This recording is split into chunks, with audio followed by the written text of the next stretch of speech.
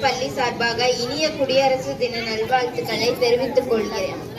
எங்களது time kids பள்ளி சார்பாக மயிலாப்பூர் தாலுகா வட்டாட்சியர் திருமதி லதா அவர்களையும்